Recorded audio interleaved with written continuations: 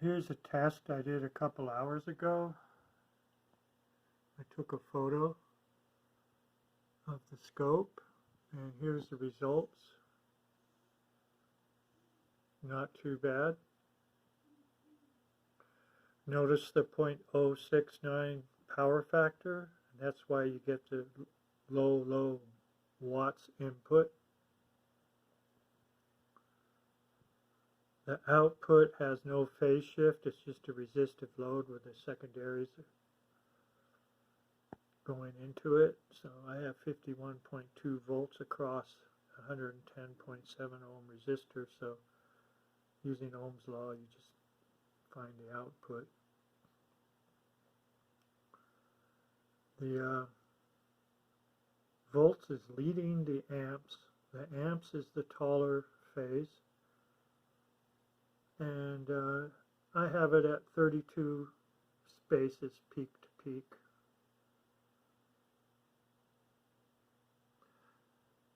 The volts is in 5 volt square division setting, and it's a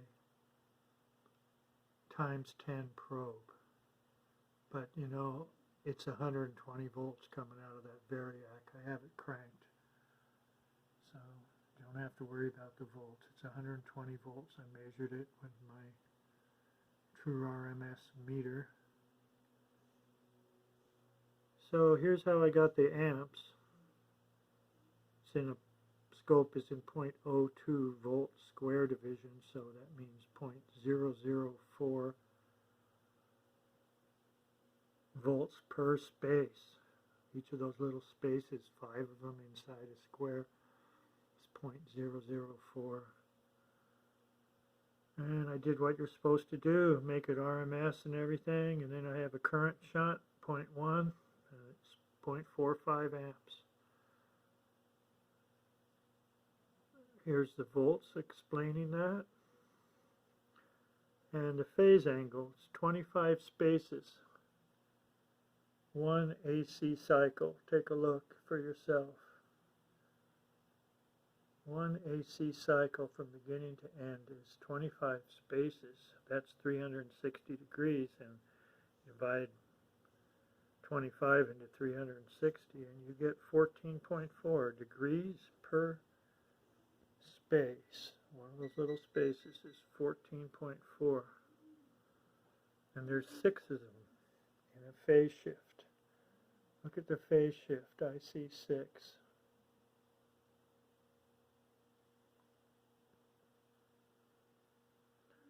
And 6 times 14.4 is 86.4 degrees, which is a real good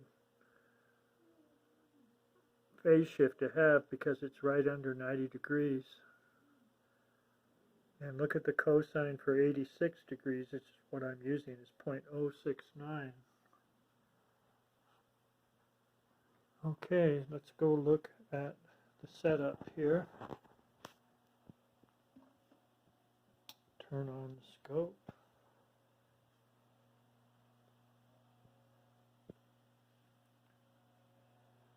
Now I'm just going to turn this on full blast.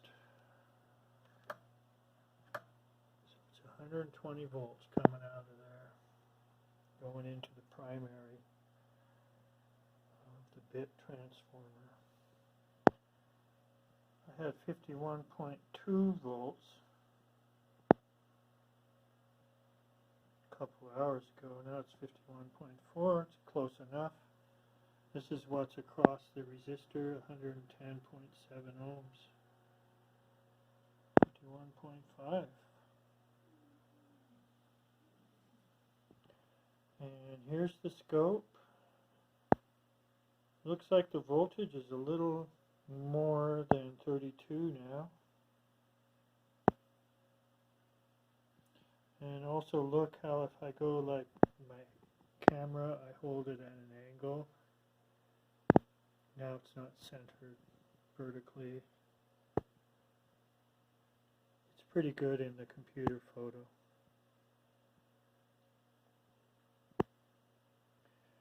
So there's that phase angle, pretty big one. Right now I don't really want to go over 90 degrees because it gets complicated. Now it's a negative cosine value. And apparently power is returned to the grid, but I don't think the grid actually accepts it. Seems like just wasted power unless you do something to actually collect it, put it into a load or something. So anyways, I like to keep it under 90 if I can.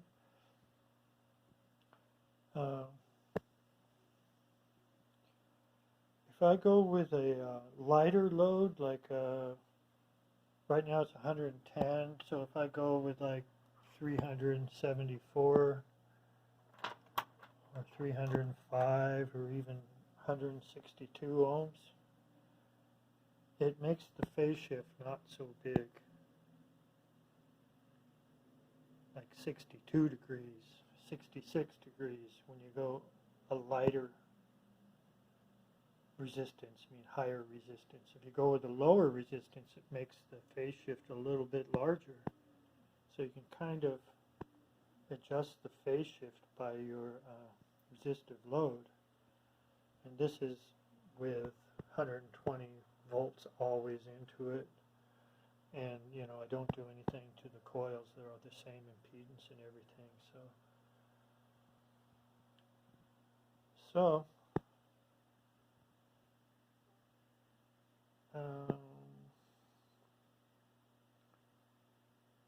guess that's about it.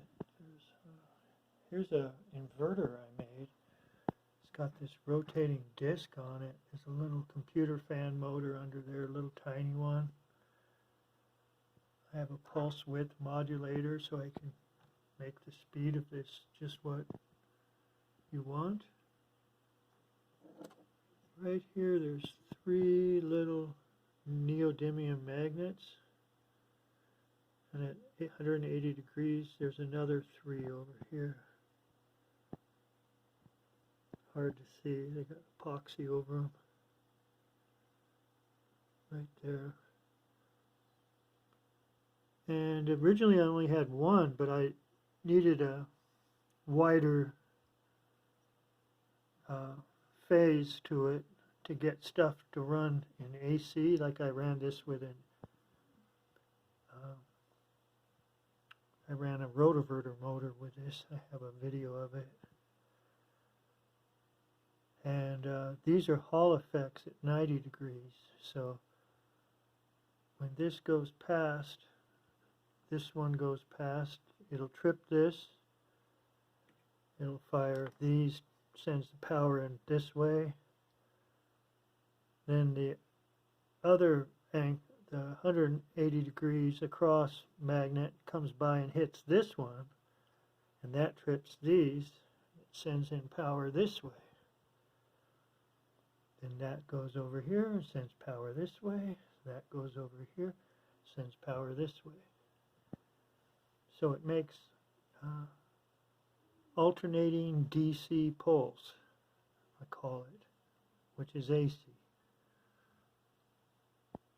And here's the pulse width modulator. And instead of a transformer, I kick up 12 volts to 80 volts with one of these DC to DC boost converters. So I have 2. One gives power for this one going that way, the other one gives power for this one going this way. And it actually works pretty good. And so I'd like to run my bit transformer on this eventually. See what happens. Maybe I can loop it. I can take the power from the secondaries and rectify it and see if I can charge a battery with it. Probably I'd have to go with much thicker wines here or something. But I have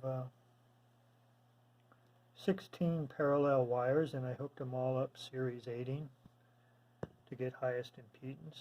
So I could parallel some of these or all of them, and that'll be a step-down transformer, and I can maybe get the good voltage to charge a 12-volt battery.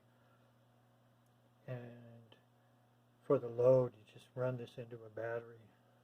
It's an idea. Or a big cap bank. Anyways, this resistor's getting hot. Turn it off. Oh. Notice the phase angle stays about the same.